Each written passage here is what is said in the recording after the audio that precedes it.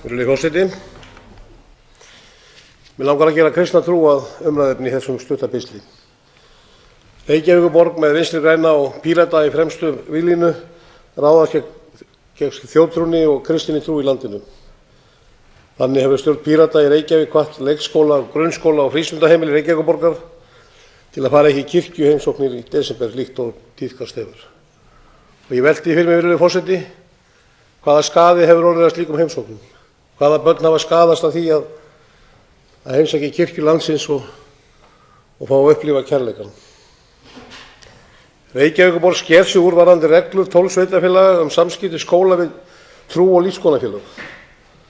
Að mati borgarfulltrúa Vinstri grænna hvorki heimilt að fara í kirkjuheimsóknir á aðventunni né taka við gjöfum eins og Nýja testamentið Gideonfélagsins á Íslandi. Í tillögu menntamálaráðuneytisins samskipti skóla og trúfélaga segir í 4. lið: heimsóknir í kirkjur í tengslum við stórhátíðir kristninnar til að hluti af fræðslu trúarhátíðir og menningarlega arfleifð þjóðarinnar. Virðulegi forseti, allt frá árinu 1954 hefur Gideonfélagið á Íslandi gefið 14 ára börn nemendum grunnskóla Nýja testamentið, þessa merkilegu bók sem allir hafa gott af að kynna sér.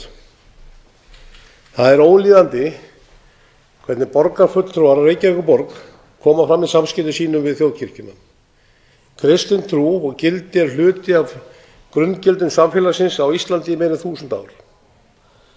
Virðulegi forseti, við þurfum að taka höndum saman og standa vörð þjóðkirkjuna og kristna trú í landinu og láta ekki minnihluta þjóðarinnar, algjöra minnihluta þjóðarinnar stjórna því hvort að börn fái að kynnast kristinni trú eða ekki.